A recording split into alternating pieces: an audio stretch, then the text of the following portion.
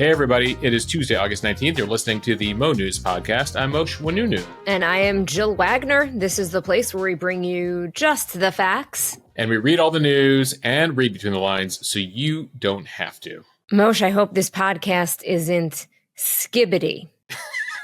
Jill bringing out some Alpha Gen Z wordage there, because it turns out the Cambridge Dictionary is fully leaning into, Jill, some of these words, they shouldn't be in the dictionary, even if we're using them.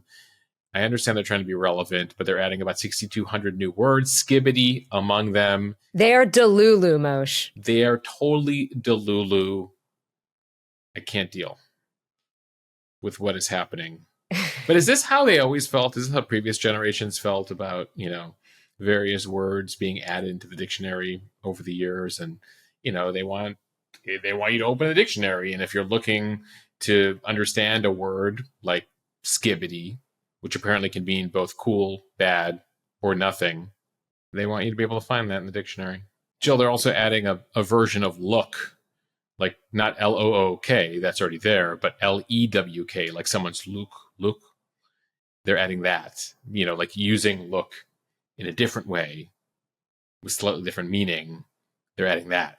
So, Moshe, just for fun, I was looking at some of the words that were added to the dictionaries about 2 decades ago. And according to Google, ebook, e-ticket, and DVD were added back in 2001. But those are new actual things, not just... Anyway, we'll get to this story in speed read. They're not like a derivative. Like delulu is just a new way to say delusional. Like, I don't disagree. It's not like DVD, which is a new thing. You had to come up with a word for it, right? Like digital video disc or internet, spam, website. I mean, there are things actually that were invented. And like Skibidi's a made up word. Luke is just a different way to say it. Anyway, I digress. We'll get to the news and come back. When I was younger, we used to say to each other, Care Bears, about, things that we didn't care about. That would be like if they added that to the dictionary, right? It's slang. It's something kids say. Like that's sick. Right. They add like sick as in like good, sick. I don't think they did. I think they still had standards back then, Jill. So do we, Moshe. So let's get to the headlines. This is, by the way, Jill, this is going to be a sick podcast. But like good sick. President Trump meets with Vladimir Zelensky and European leaders at the White House. What are the takeaways? And what's next? Jill, the next big meeting here may be a face-to-face between Putin and Zelensky. We'll explain. To the Middle East, where there are reports that Hamas has now accepted the latest Gaza ceasefire and hostage deal proposal, what we know. And it comes amid some very large protests in Israel in opposition to the plan to ramp up military action in Gaza. But at the same time, the Israeli government believes Hamas coming to the table here means that they've put the squeeze on them. HHS Secretary RFK Jr. has been pushing the idea of Make America Healthy Again, but supporters say the latest recommendations really don't do all that much when it comes to things like pesticides and processed foods. Yeah, some disappointment in the Maha world. In media news, MSNBC is changing its name and losing the Peacock. What that's all about. We'll explain that, and I will give Jill a quiz on some cable networks and see if she knows what those acronyms that many of us know actually once stood for. In business, apparently yoga pants are out and giving, quote, boomer vibes. Moshe, the Mo News community, has thoughts. Yes, it has thoughts. It's divided. We'll look at the next big workout pant and which brands are trying to cash in on the trends. And speaking of trends, as we just mentioned, some of the words added to the Cambridge Dictionary. We talked about a few of them. We'll have some of the others, and you'll see if you know what they actually mean. And we'll tell you what Cambridge Dictionary had to say. And Moshe is on this day in history. And Jill, a big birthday for a classic in comedy. We're going to need more wax. No, Kelly Clarkson. No, she knows where we're going. Okay, starting with the big White House meeting on Monday between President Trump, Ukrainian President Vladimir Zelensky, and several European leaders about ending the war in Ukraine. On the table for discussion, potential security guarantees for Ukraine to prevent Russia from invading again.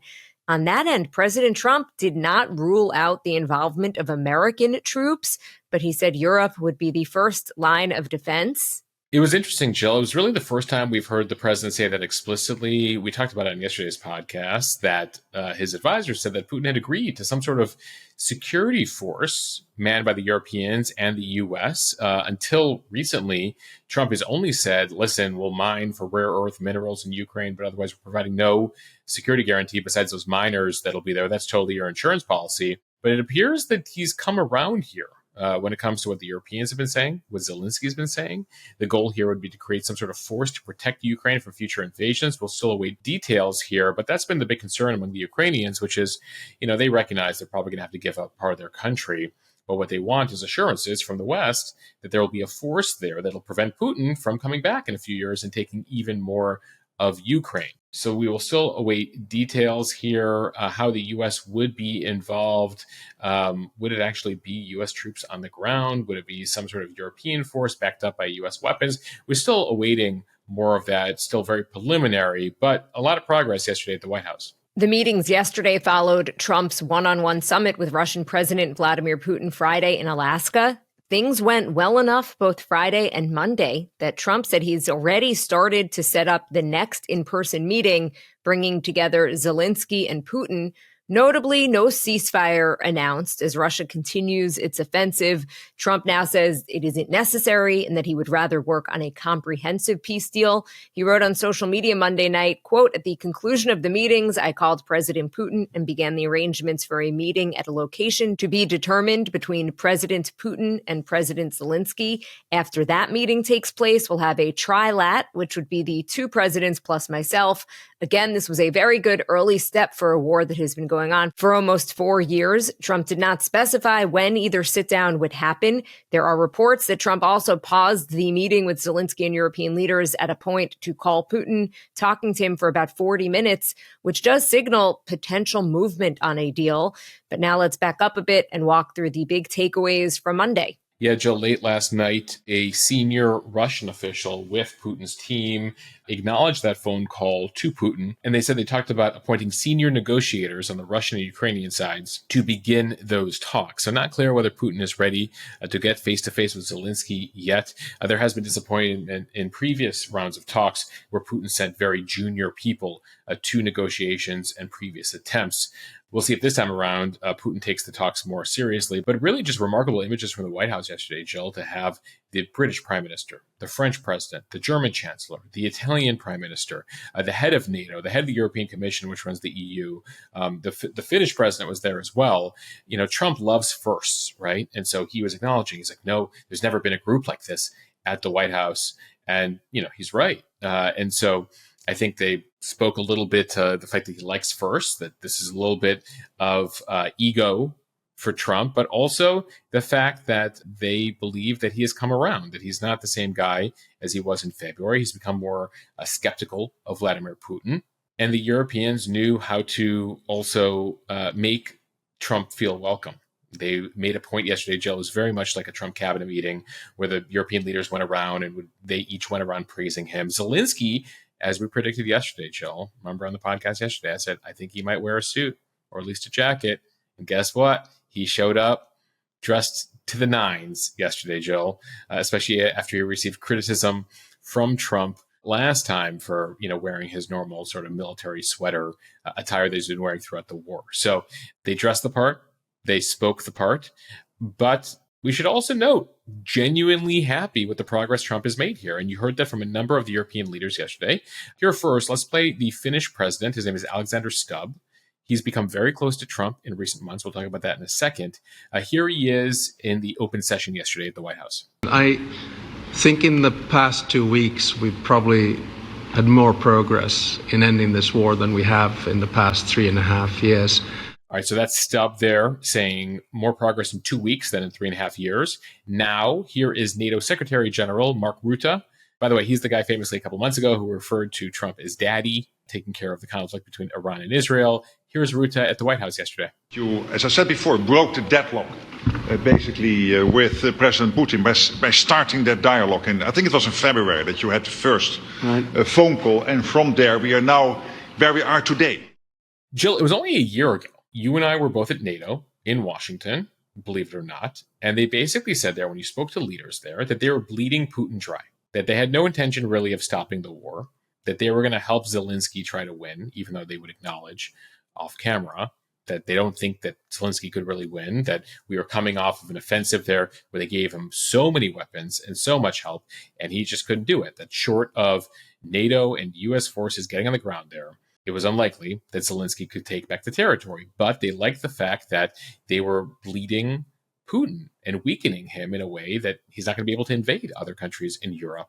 So it was unclear here, after $500 billion in military aid and really just the battle lines being frozen, when this war was going to end. So the Europeans are serious here when they say, Trump, you have moved us closer to an end to this conflict than we were envisioning, because frankly, they weren't really going for that.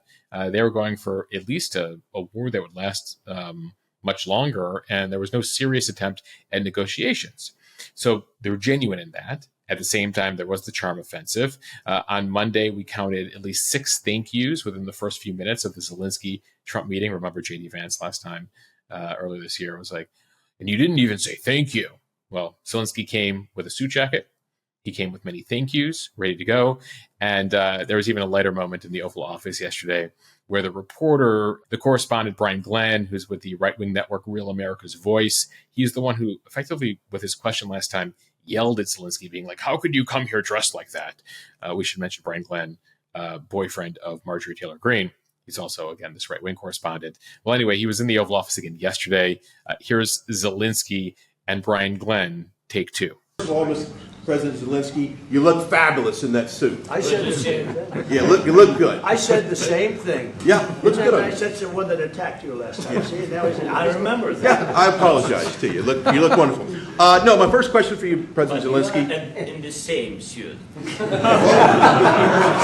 see, I changed. You are not. Maybe yours is much better. Trump was loving all of this, liked Zelensky's joke here. We were watching it closely. I was like, is this going to turn? Is this going to turn? And you're like, no. It looks like Zelensky learned some lessons from last time and came away with a very positive meeting, or I should say multiple meetings there at the White House on Monday. Yeah, you could see Trump's approval when Zelensky made the joke at that reporter. He was like, that was a good one. That was funny. And it actually matters, especially with President Trump, who wants to like the person that he's dealing with. That stuff matters to him. Optics matter to him, right? He loves having all these leaders at the White House and taking that photo. He likes a little bit of praise and acknowledgement, right? And he's an optics guy. He's a looks guy. He casts his cabinet and his advisors based on how they look on television. So, we can minimize this, we can mock this, whatever. But, you come in wearing a sweater to the White House and not a suit, and now suddenly Trump doesn't take you as seriously. People noted, Elon Musk wore that T-shirt all the time. That must have been upsetting Trump over time. That was one of the things sort of setting the stage for their eventual falling out. But if military garb could be a suit, it would be what Zelensky wore. It was like a non-suit. It was the most non-suit suit. Yeah. He also didn't wear a tie, right? He upgraded above last time slightly. There was also a hot mic moment, we love those, with Trump telling French President Emmanuel Macron that he thinks Russian President Putin, quote, wants to make a deal for me, as crazy as it sounds. Just wanted to lay that out because it is a hot mic, so you don't hear it that well, but take a listen. I think he wants to make a deal. I think he wants to make a deal for me. You understand that? As crazy as it sounds. Here, sit down. Sit down, everybody. Okay. Jill, they were wired early for the cameras and for all the translators, so you got a little bit of the chit-chat before and after, before they thought they were formally being heard. But super interesting there, Jill, but it speaks to something. They have, it runs the spectrum, how people feel or believe the Trump-Putin relationship to be over this last decade here.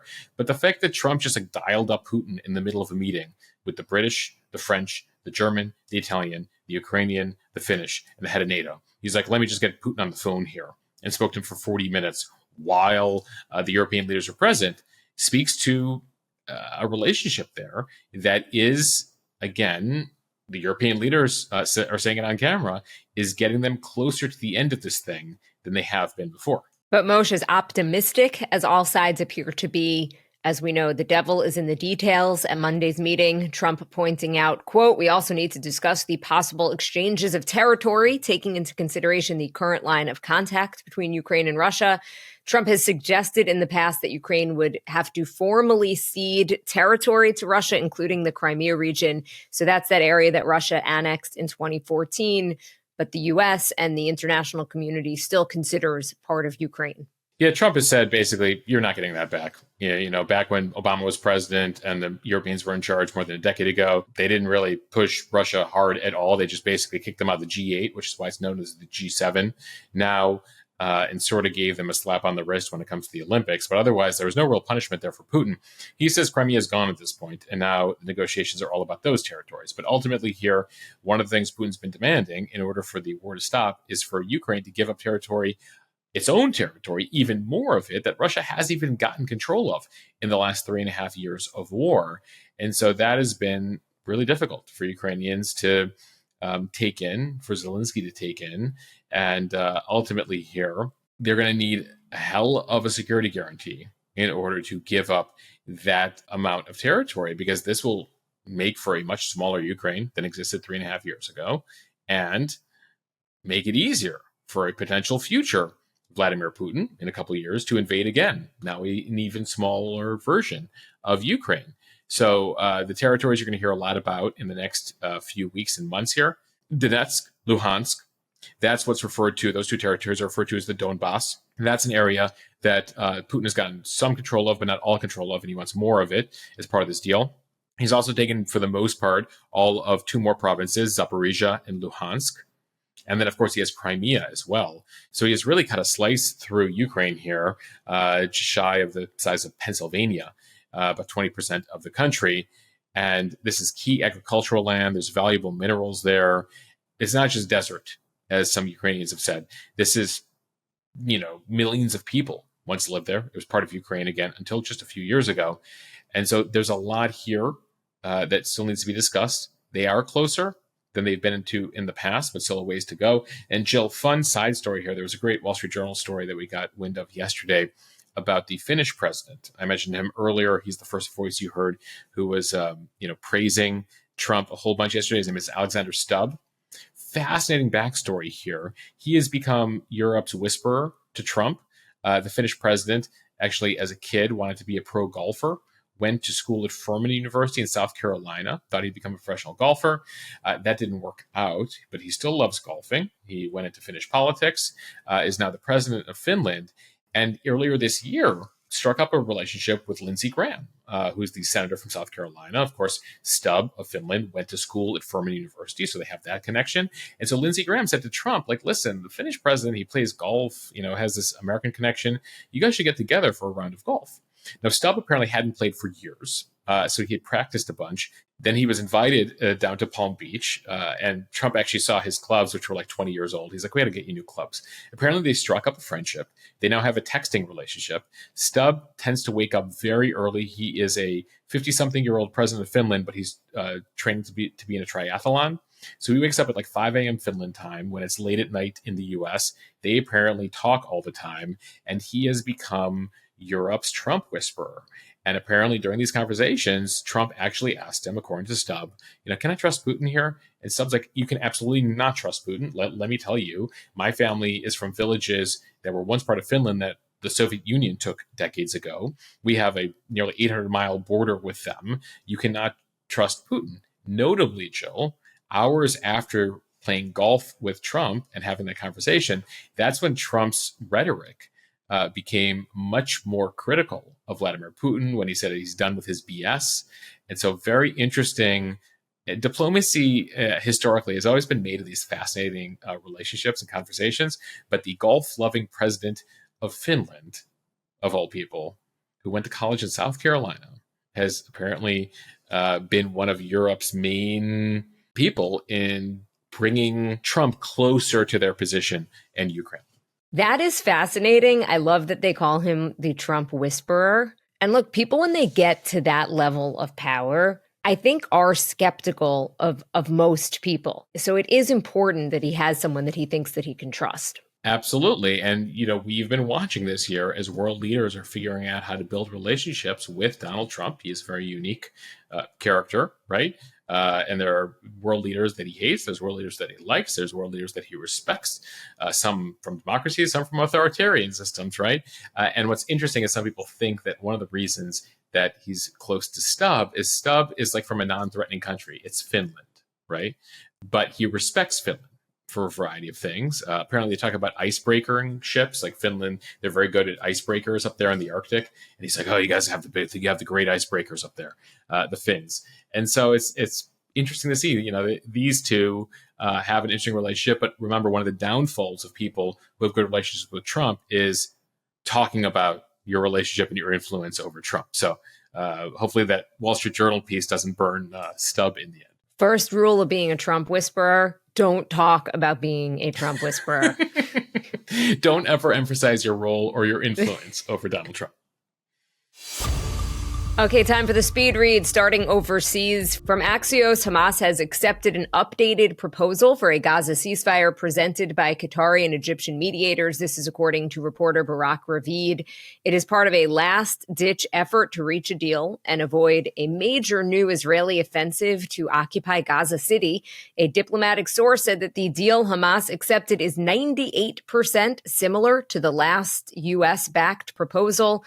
Israel, if you remember, agreed to that proposal, but then talks broke down when Hamas did not.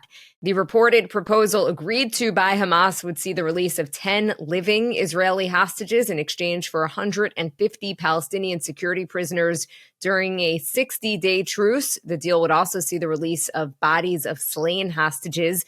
The news came just after President Trump urged Israel to expand its attacks on Hamas, saying Israeli hostages would not be freed until Hamas was, quote, confronted and destroyed. So this was an interesting development, Jill. As we were watching everything happen at the White House with Ukraine, effectively Hamas sort of backing down here from some of their demands last month that ended the talks. People on the U.S. side felt they were pretty egregious that Hamas came in watching all the criticism of Israel internationally and, demanding a lot beyond previous proposals.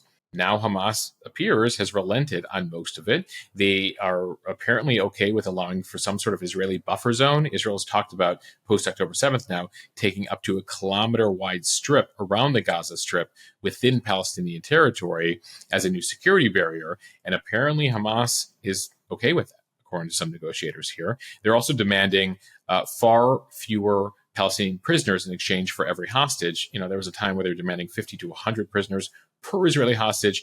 That has now come down to about 15 Palestinian prisoners per Israeli hostage, plus some of the slain hostages here. Now, you have the Israelis who have said in recent days they don't want partial deals anymore. They want one big deal. They want all the hostages back. They are done with it after 2 years. But Netanyahu did not rule out publicly in the last 24 hours a partial deal altogether, which indicates here that the Israelis may be weighing its options. We have seen increasing pressure on the Israeli government, including over the weekend, Joel. Remarkably, hundreds of thousands of Israelis out. You're talking about a country that has about 10 million people in it.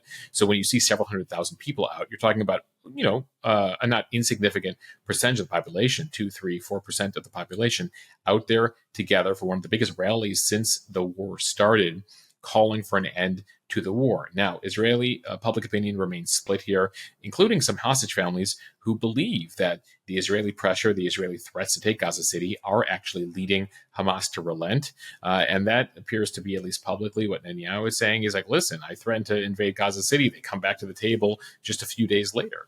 So we will watch what unfolds there as we continue to watch the diplomacy happening regarding Russia and Ukraine. From Politico, the Trump administration's strategy to make America healthy again will not include aggressive action on farm-used pesticides or regulatory crackdowns on ultra-processed foods. This is according to a draft document obtained by several media outlets. Several supporters of the Make America Healthy Again movement are unhappy with a leaked strategy that the White House is circulating on ways to revamp the nation's food supply and chronic disease outcomes. The commission is led by Health and Human Services Secretary Robert F. Kennedy Jr. It's set to release in the coming weeks its finalized recommendations for addressing chronic diseases among American children. Kennedy has publicly railed against ultra-processed foods, overprescription of medicine and Americans' exposure to commonly used pesticides in commercial farming. Yet the draft MAHA document dated August 6th stops short of recommending some of the MAHA movement's key priorities, like targeting specific pesticides like glyphosate. Commercial farming groups have been arguing against further pesticide regulations and had blasted the first MAHA report's suggestion of links between chemicals like glyphosate and chronic health problems. Those farm groups' blowback prompted public assurances from Kennedy and Agriculture Secretary Brooke Rollins that the administration prioritizes farmers and Americans' confidence in the food supply. Yeah, this draft report, this is not the final report, but is a draft report that appears was leaked to multiple media organizations to take the temperature of people. Oftentimes, White Houses do that. They're like, oh, don't take that seriously, even though they leaked it on purpose to see what the reactions would be. This appears to be much more industry friendly for big agriculture, for big chemicals. This really is an administration that at times is sort of at war with itself, Jill, because you have the MAHA side of things, right, the RFK side of things, but then you have Lee Zeldin over at EPA, Brooke Rollins at Ag, who are effectively doing whatever the industry wants. I was speaking to somebody in recent months, Jill, from the energy industry, a top executive there who's had a number of White House meetings, and they were telling me that the White House is doing things for oil companies they're not even asking for. They're like, hey, we did this today. And the oil companies are like, yeah, we didn't even need you to do that. Like, we're surprised you even did that for us. So there are aspects of the administration policy that are very industry friendly, very, you could say, polluter friendly, things that RFK was promising to fight, like PFAS, and a variety of things in the water and the food, processed foods. Well, there's industries that are very powerful lobbyists. They're some of the most powerful lobbyists in Washington that are pushing back on all of that. So this draft report is all about, efforts to research or efforts at education, very much fall short of what some people in MAHA world want and things that RFK has promised in the past. But you recall when we were at the White House in the spring and we asked RFK about this, he's like, oh, I can only handle things in my lane. And a lot happens in the agriculture department in relation to a lot of this stuff. As for the final report, we will await it, Jill. But remember that last MAHA report that came out earlier this summer? Parts of the report cited studies that didn't exist. And it appears in the end that parts of that last report were written by AI. So they're taking a moment this time before releasing the second report to make sure, the studies are real. And, well, if AI is being used here, at least it got it right. Some media news. MSNBC, the progressive cable network owned by NBC Universal, is rebranding to MS Now. That is an acronym that stands for My Source for News, Opinion, and the World. The rebrand is part of a wider effort by NBCU to create a distinction between the cable networks that it plans to spin out and the remaining NBCU parent company. The eventual play may be to sell off the network along with other cable networks, as cord cutting by viewers makes them less and less profitable. As part of the rebrand, select cable networks that will be spun out into Versant include CNBC, Golf Channel, Golf Now, MSNBC, E! and USA, and they'll also be dropping the iconic Peacock logo that has for decades served as NBCU's logo. MSNBC's Joe Scarborough making the announcement this morning, along with CNBC's Andrew Ross Sorkin. Despite my sentimentality about the Peacock, I've always loved the Peacock. Yeah. The truth is, I've always thought about this network and CNBC and USA and actually all of those assets as insurgent networks. Right. This is an insurgent network. So that was Andrew Ross Sorkin there explaining the strategy. Jill, this is the issue a lot of major media conglomerates are facing. Cable is dying. And so Disney is figuring out what to do with ESPN and its cable properties. Over at Paramount, they have the same issue with BET and MTV and Comedy Central and VH1. And then over at NBC Universal, they've spun off Versant to basically be a catch-all for most of their cable properties, except they're keeping Bravo. Bravo stays in the NBCU family, but everything else, MS, well, I guess now MS Now, CNBC, E, etc., all head over to Versant.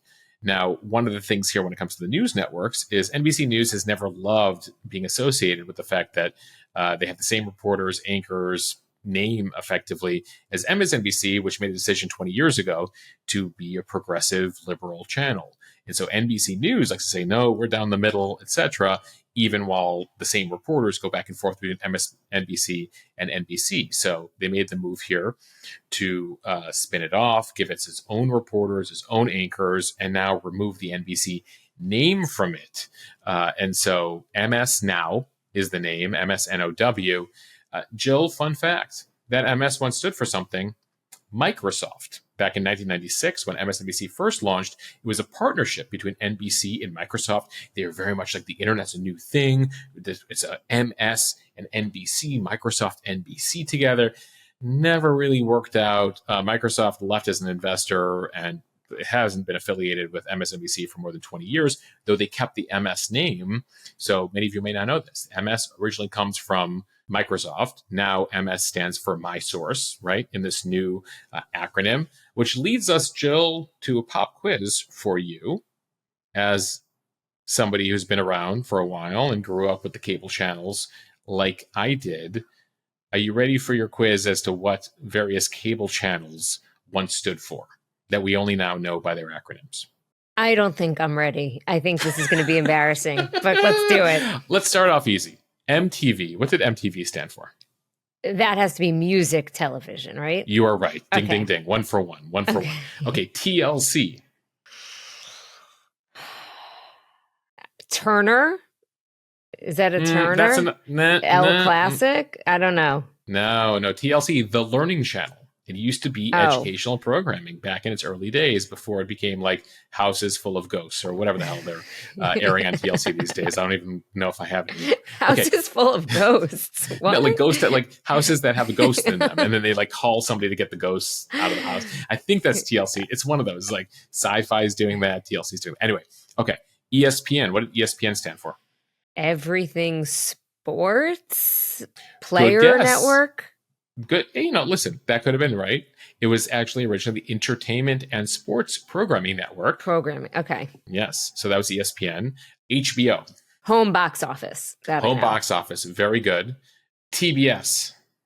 Is that Turner Broadcast? What is the S? I don't know. System. Turner Broadcasting Systems. That was TBS. And one more for you. This was meant to represent the two networks that created this network. This was big in the 90s. The CW. What did the CW stand for? This is like bonus points if you remember this one. So is the W Warner Brothers? It is. Okay. And then the C, was it Channel 9 and Channel, at least in New York? I think it was Channel 9 and Channel 11. The C, I don't know. All right. The answer there is CBS. It's CBS and Warner Brothers, hence CW. Sort of peak days. It was Dawson Creek and a bunch of those shows on it. So anyway, there's your quiz, everybody. I hope all of you in your on your runs at home or in the car got a few of those right. I'm not fired, right? No, Jill, that was actually pretty good. That was pretty good. You pass. That was passing. Speaking of runs from the Wall Street Journal, after over 20 years as the reigning workout wear, leggings are reportedly ceding ground to the big workout pants. Literally, sales of stretchy fitted bottoms have been falling for years as Gen Z's preferences have tilted toward oversized styles. The matching skin-tight tops and bottoms that drove brands like Lululemon, Alo, and Beyond Yoga to dominance are starting to look basic. That is the Wall Street Journal's word, not mine. In 2022, leggings were responsible for about 47% of athleisure bottoms, but by 2025, that figure fell to 38%. Leggings really became part of the every woman wardrobe in the early 2000s. The Museum of Modern Art even featured Lululemon yoga pants, first developed in 1998 in its 2017 exhibition of the most influential fashion items.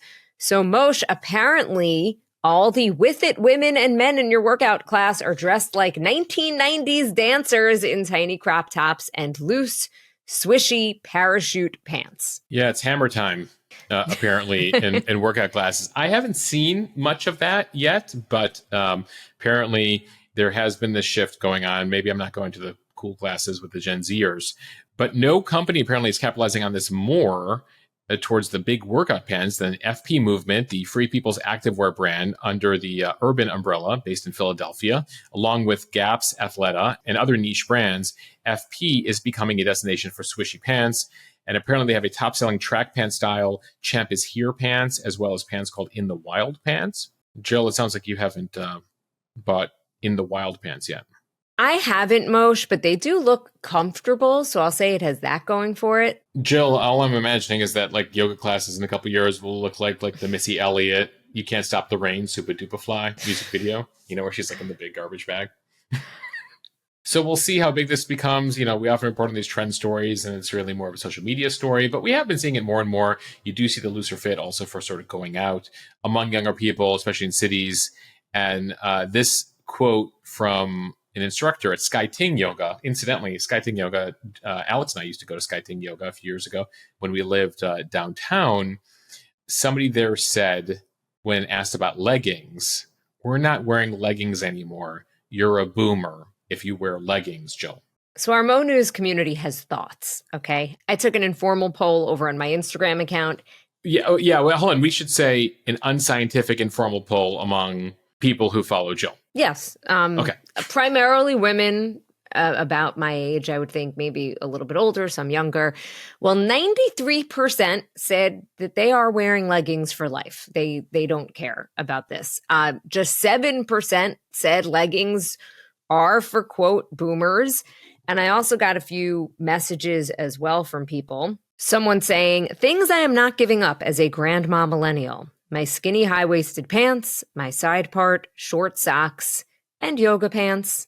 Someone else saying, boomer? Does nobody acknowledge the generational standardized cutoffs anymore? My boomer mom is not and has never worn leggings. So also a good point. Are leggings boomer, or are they really just millennial? I think boomer is just an insult, and now it's they're just using rude. Yes, boomer it's meant to be not nice. And finally, I did get a message in support. Someone writing, I love Gen Z for this one. They made wearing sweatpants in public acceptable and even cool, ditched the heels and made wearing tennis shoes or dad shoes a trend. Also Crocs and sandals with socks. I am so grateful. LOL. So Moshe, I will say for Gen Z, comfort is king. Comfort is king. Now, everyone wears sneakers. Jill, I posted a photo on Premium from a couple weekends ago. A buddy of mine from college sent me a photo of us going out to a club. And everyone's like, what are you guys doing? Like, you guys are wearing vests and button-down shirts, pleated slacks, and dress shoes. I was like, yeah, that was the early 2000s. Like, we dressed up to go out. That was way before you could just, wear whatever in sneakers out to a bar. There were, dress codes at bars to get in. I mean, I remember a bunch of doormen at, various clubs or bars being like, oh, you're wearing sneakers, you can't get in tonight.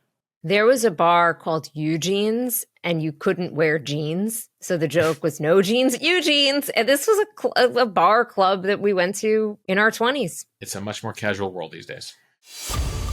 And finally, some boomers out there, even some Gen X and millennials might be scratching their heads at our next story. From the BBC, Skibidi, Tradwife, and other slang terms popularized on social media are among thousands of new words being added to the Cambridge Dictionary this year. Skibidi, as we mentioned at the top, is a gibberish term which has gained popularity via a viral animated video series on YouTube. Tradwife is a shortening of traditional wife, like a married mother who cooks, cleans, and posts on social media. More than 6,000 new words have been added, including some that relate to tech giants and remote working. Cambridge's lexical program manager saying, internet culture is changing the English language. The effect is fascinating to observe and capture in the dictionary. He says they only added words that they think will stand the test of time. It sounds like Skibidi, though, could be my new go-to because it could basically mean anything. Yeah, but it's going to be very confusing because you'll be like, that was a Skibidi podcast. I'm like, Jill's good. Was it bad? Good? Does it mean anything? You're like, it was just Skibidi. Yada, yada, yada. Skibidi. So what in the Skibidi are you doing? Apparently there's a whole variety of ways you can use Skibidi. If you have young people in the car with you right now or you're with them, ask them what they think Skibidi means. Because again, as we look around, it appears it can mean a little bit of everything. It's an eye of Skibidi is in the eye of the beholder. It was interesting though, hearing the quote there from the lexical program manager at Cambridge Dictionary saying these are words they believe will stand the test of time. like This Is Your Look, Lewk, Skibidi, Tradwife. And I guess that's the feeling over there. Delulu. They also have broligarchy, merging bro and oligarchy, meaning a small group of men, especially men owning or involved in the tech business. So, referring to the Bezoses, the Musks, the Zuckerbergs as a broligarchy is another word Cambridge has added, apparently. All right, now time for On This Day in History. We wish a happy 79th birthday to the man born as William Jefferson Blythe III. Some of you may not know who I'm talking about. Next clue is he was born in a town called Hope, Arkansas. If you were around when this man was president, you might catch that reference. He would go on to be named actually William Jefferson Clinton, though born William Jefferson Blythe III. His father would die in a car accident before he was born, and young Bill would take the last name of his stepfather, Roger Clinton. And so that's how William Jefferson Blythe became William Jefferson Clinton, who would go on to become president, a two-term president, after winning election in 1992. All right, on this day in 1909, the first race was held at the Indy Motor Speedway, now home of the world's most famous racing competition, the Indy 500. The average speed at that first race back in 1909, 57 miles per hour. Today, the average speed is just above 190 miles per hour. And we end with a bit of pop culture history. 22 years ago today. Is this chicken what I have, or is this fish? I know it's tuna, but it says chicken by the sea. Is that stupid?